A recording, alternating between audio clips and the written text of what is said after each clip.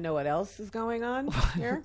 I'm Want to hear about how the administration is burning birth control rather than sending it to needy people in Africa? Yeah, Tell me about it. that's happening. Let's go. The dismantling of USAID has had serious consequences for global aid efforts.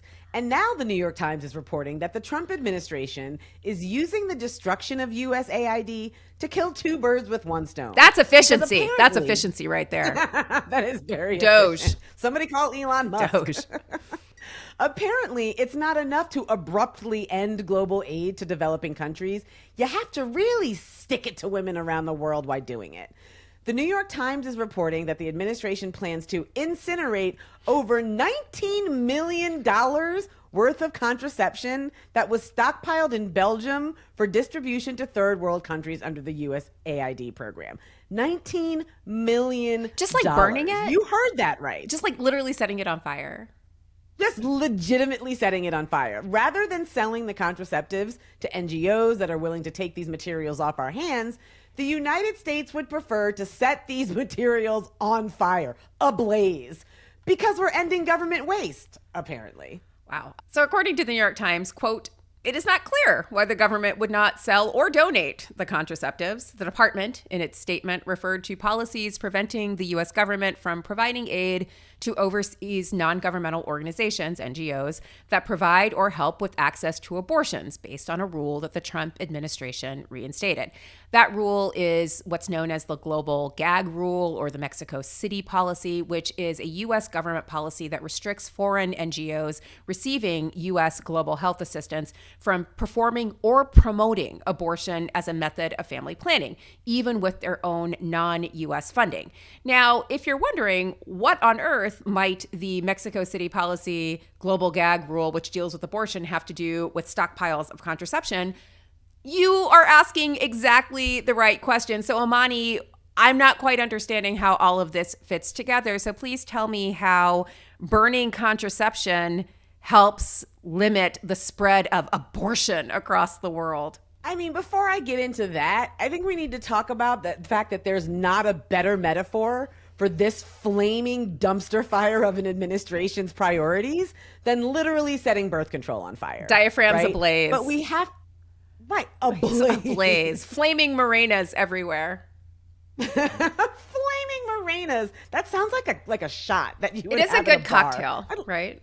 The I'd like a flaming. I'd like a flaming flaming morena, morena. So, but let's be clear. This is obviously not about ending government waste. This is about punishing women and people capable of becoming pregnant. This is about letting ideology override science and basic human decency. Because when you're so committed to controlling people's reproductive lives that you would rather incinerate millions of dollars worth of contraception than dispatch it to people who desperately need it, that's really just performative cruelty. Because there's no reason why he doesn't just hand over all the contraception to Jared Kushner and just let him sell it. You know, put another $19 million back into his pocket. Allegedly. No, Allegedly. Allegedly.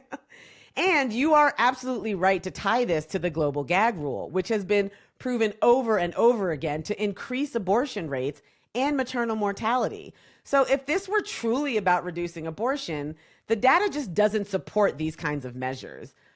But we both know it's never been about reducing abortion, right? It's about punishing people, especially poor brown and black people, for having sex, for trying to live lives on their own terms, for wanting control over their futures.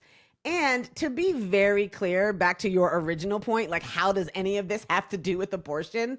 All of this is undergirded by right-wing junk science that insists that certain forms of contraception are actually abortifacients. To be clear, birth control pills are not abortifacients.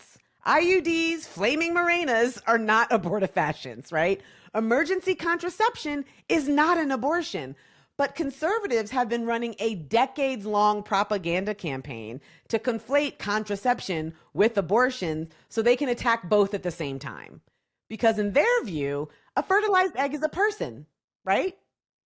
And if a contraceptive prevents that person from being implanted into the uterus, then that contraceptive caused an abortion, right? And this isn't an accident that they're using this junk science. It's a strategy for creeping fetal personhood. That is actually really efficient. You can strike a blow at global aid, you can strike a blow at reproductive rights, and you can make the push for fetal personhood all in one fell swoop. Burn it to the ground.